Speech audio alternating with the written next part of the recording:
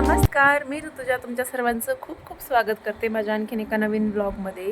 So good morning. आज सकाळीच वर आले होते. म्हटलं झाडांना पण जरा बघून यावं, कारण सकाळीच पाणी टाकण्यात येतं ना, नंतर परत फार ऊन पडतंय. हिवाळा असलं तरी दुपारी खूप कडक ऊन असते आणि लक्षात राहत नाही परत. आणि संध्याकाळी तर 5च्या नंतरच बाहेर निघावंसं वाटत नाही, कारण खूप थंडी वाजत असते. सो जरा झाडं सुधारायला लागलेत आता. हे पण चांगलं असं हिरवं दिसायला लागले. फारच मध्ये पाऊस होता पूर्ण, तर ते त्याचं असं हे होऊन गेलं. ते मध्ये पिवळं दिसते, त्याचंच पडलेलं आहे. माझ्याकडं काही जास्त असे व्हरायटी नाही आहे. आणि हे बघा, एक भेंडी आली आहे. एक भेंडी आली. आणखीन एक होती खाल्ली वाटतं अळीनं. नाही ह्याला आहे. हे बघा, इथं आहे छोटीशी. आणि हे सगळे झाडं तर काही फुटून गेलेत. मला वाटतं काहीतरी तुम्हाला जर काही म्हणजे काय पॉटिंग मिक्स वगैरे मी वापरायला पाहिजे का, कारण इथली माती ना फारच चिकन माती असल्यासारखी आहे आणि खूप अशी खट्ट होऊन बसते जेव्हा आपण ती वाळते. सो हे सगळे मी जास्त तर शोचेच झाडं लावलेले आहेत. हे मी ऐकून आणलं होतं आणि आई म्हणली होती की ह्याचे सगळं पानं गळायची प्रक्रिया सुरू झाली आणि हे सगळं गळून आता हे नवीन एकदा फुटेल. मनी प्लांट माझ्याकडे 2 मध्ये आहे. त्याच्यात मोठा आहे, पण एवढी मोठी कुंडी जर खाली न्यायचं झालं ना लक्ष्मीच्या वेळेस तर नेता येत नाही, म्हणून मी हे छोट्या ह्याच्यात लावलंय. आणि हे गुलाबाचे झाड मध्ये पावसात जे खराब झाले होते का, ते आत्ताशी थोडे फुटायला लागले. मध्ये तुम्हाला म्हणलं होतं की आम्ही जिम करणार आहोत. ही स्टोर रूम आहे आमची इथंच. पण काय झालं माहिती आहे का, एक वेट पण मागवलं होतं. एक 25 किलोचं काहीतरी वेट होतं ते, आणि ते मागवलं होतं पण यांना परत ते आवडलं नाही, त्याच्यामुळे ते वेट रिटर्न केलं. आणि एक बेंच होता, वर्कआउटचा जो बेंच असतो तो आम्ही ॲमेझॉनहून ट्राय केलं होतं, पण आमच्या इथं त्यांनी डिलिव्हरी नाही देत म्हणे, की म्हणजे अवेलेबल नव्हतं आमच्या ॲड्रेसला. त्याच्यामुळं आम्ही डिकॅथलॉनच्या ऑफिशियल साईटवरूनच मागवलं होतं ते. आणि ते पण आम्ही जस्ट असं दिवाळीच्या आधी मागवलं आणि ते आलं होतं दिवाळीत.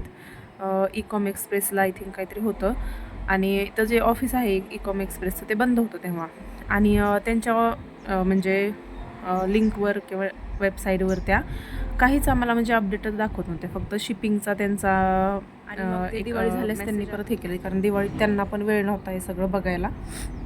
नंतर इथले जे ते ऑफिसचे आहेत ते म्हणले की आला असेल तुम्हाला कॉल, पण तुम्ही रिसीव केला नसेल तसा. त्याच्यामुळं त्यांना वाटलं आता आला पण असेल, कारण त्यात गडबड होती ती दिवाळीच्या कालावधीमध्ये. म्हणून मग त्यांनी ह्याच्यावर गुगलवरून ॲड्रेस घेतला डिकॅथलॉनचा, आणि बघितलं पण नाही की गडबडीत ॲड्रेस घेतला आणि त्यांना कंप्लेंट टाकून दिली, मेल केला की त्या ॲड्रेसवर. आणि तो ॲड्रेस होता UKचा. आणि हे त्यांनी खूप उशिरा बघितलं की ॲड्रेस UKचा आहे. आणि परत जेव्हा मी आमूला म्हणलं की आम्मू असं झालं आहे, मग काय करायचं. मग दाजीला सांगितलं तिनं. मग दाजी म्हणले की असं मेल करा तुम्ही. मग ह्यांना म्हणलं तर ते म्हणले मेल केला होता मी. मग नंतर त्यांनी बघितलं की त्यांनी मेल नेमका केला कुठं होता. सो ते UKच्या डिकॅथलॉनला गेला होता मेल. मग त्यांनी त्या दिवशी मेल केला आहे. आता सगळं ते पार्सल पण नाही आलं, पैसे पण आणखीन नाहीत आले, आणि एवढे तेवढे नाही आहे. 6,000चा बेंच येतो. त्याच्यामुळं बघू म्हणलं आता काय होतं आहे, कसं होतं आहे. मग आता यांनी ठरवलं की बाहेर गेल्याशिवाय नाहीच आता वर्कआउटचं सामान आणायचं, कारण आमच्या इथे एवढं काही अवेलेबल होत नाही. बाहेर गेलो किंवा सोलापूर, पुणे, संभाजीनगर असंच जावं लागतं, तिथंच भेटेल. नंतर खाली आले आणि सकाळच्या नाश्त्याची तयारी मी करूनच वर गेले होते. आणि तशी काही तयारी मी रात्री पण केली होती. आता मी धपाटे करत होते. आता तुम्ही म्हणाल सारखेच काय धपाटे असतात त्याच्याकडं, पण खरंच असतात, कारण खूप भाज्या सानू खात नाही, किंवा सावी पण अशा भाज्या खात नाही एवढ्या, कारण ती तर लहानच आहे. पण सानूही खायला खूप नखरे करते. पण त्याच्यामुळं मग धपाट्यामध्ये काहीही टाकलं ना की मस्त चवदार खमंग असे धपाटे केले की कोणती भाजी आहे, काय आहे, हे ती काहीही विचारत नाही आणि मस्त धपाटे खाते ती. आणि तिला आज टिफिन. आणि आता हिवाळा आहे तरी पण दही किती घट्ट झालंय बघा, पण बिलकुलच ते आंबट नव्हतं, म्हणून साऊ ते दही खात होती. एकदम दुधासारखंच लागत होतं. स्वतः जेवण वगैरे सगळं झालंय, तर आता राहिलेला टाइम प्रोडक्टिव्ह कसा घालवायचा ना. नवीन उद्योग सुचत राहते मला, तसं नवीन नाही, पण हे सगळ्यांनाच आवडतं. आणि खोबरं होतं वल्ल घरी, नारळ होते 2-4, ते फोडलेत मी आणि त्याचे असे छोटे काप करून घेतलेत स्वच्छ धुवून. आता कोणी काय करतं ना, ह्याच्या मागचं हे पण काढतंय, पण फार वेळ जातो त्याच्यात. मला नाही एवढं काही वाटत त्याचं राहिलं तरी पण चांगलं लागतं, कारण मिक्सरमधून एकदम छोट्या भांड्यामध्ये आपण चांगलं फिरवणार आहेत त्याला, त्याच्यामुळे एवढं काही वाटणार नाही. सो आता काप करून घेतले तर ह्याला आपण थोडं थोडं मिक्सरमध्ये.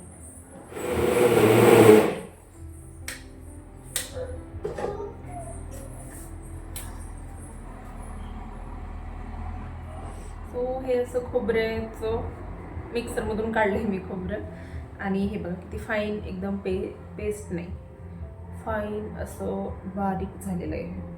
आता ह्याला खिसू पण शकता तुमच्या आवडीनुसार. मला मिक्सरमध्ये आवडतं कारण तेवढा वेळ नसतो आणि मी खिसायला बसले की सावीमध्ये काहीतरी करत असते, त्याच्यामुळं हे. आणि आता कढई गरम करायला ठेवायची, आणि कुणी कुणी त्याच्यात तूप पण घालतं की त्याला परतायला. आपल्याला एक अर्धा तास तरी ह्याला परतायला लागतं, कारण ह्याच्यातलं सगळं मॉइश्चर निघून जायला पाहिजे, आणि त्याच्यानंतर साखर घालायची. आता हे कढईमध्ये परतायला ठेवायचं आहे. आता मी तूप घालत नाही, कारण नारळाला ना त्याचंच खूप ऑइलीनेस असतो, कारण नारळात ऑइल असतं, त्याच्यामुळे त्याला तुपाची काही गरज नसते. पण तुम्हाला आवडत असेल तर तुम्ही घालू शकता, मी नाही घालत.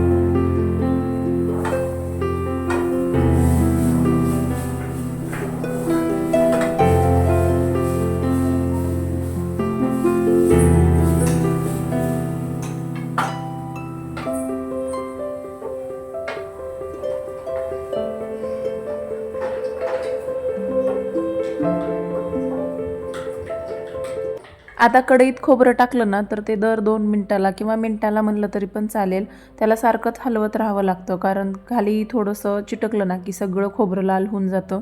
आणि मी एवढं लक्ष दिलं तरी पण माझं थोडंसं झालंच आहे. तुम्ही कलर बघू शकताय, थोडा लाल दिसतोय त्याचा, आणि थोडं जास्त लाल झालं होतं माझ्याकडून, एकदा चिटकलं होतं खाली. आणि मी तसं हे सांगत होते की असं इग्नोर द मेस म्हणून एवढा राडा होतोच हे वड्या करताना. सो इथं मी 2-2 मिनटाला असं छान हलवून घेत होते. नंतर हे थोडंसं होत आल्यास त्याच्यात 2-3 वेलदोडे म्हणजेच इलायची अशी बारीक करून टाकायची. आणि जर तुम्ही जेवढं म्हणजे 4 वाट्या होतं माझं खोबऱ्याचा खीस, तर मी 2 वाट्या साखर घेते. जेवढं खोबरं आहे त्याच्या अर्धं प्रमाण घ्यायचं साखरेचं. आणि ह्याला चांगलं हलवत राहायचं, कारण साखरेचं पण नंतर पाणी होतं, आणि ते थोडंसं असं हातात घेऊन बघायचं, आणि असं गोल गोळी व्हायला पाहिजे त्याची, तेव्हा ते बंद करायचं. आणि नंतर एक सिक्रेट इन्ग्रेडियंट होता, ती म्हणजे दुधावरची साय. ह्यानी पण खूप छान असं तोंडात टाकलं की विरघळतात, कारण दुधावरची साय टाकली ना एकदम मस्त होत्यात वड्या. सो तुम्ही पण कधीतरी ट्राय करा दुधावरची साय टाकून, खूप छान होतात. त्याच्यानंतर वड्या असं गोल होत आल्या हातात, की मी सांगितलं तसं गोल झालं की बंद करायचा गॅस.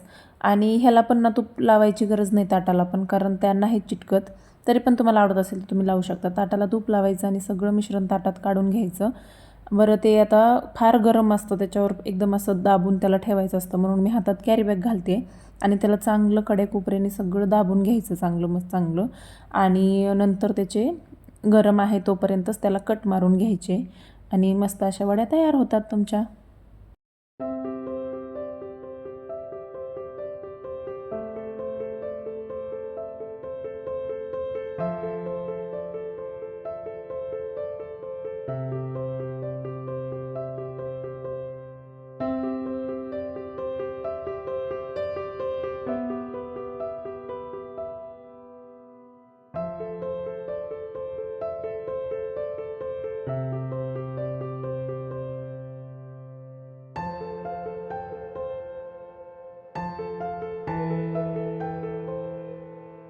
मस्त खुसखुशीत अशा खोबऱ्याच्या वड्या तयार आहेत, आणि खूप छान झाल्यात. तुम्हीही ट्राय करा आणि मला नक्की सांगा की तुमच्या कशा झाल्यात ते.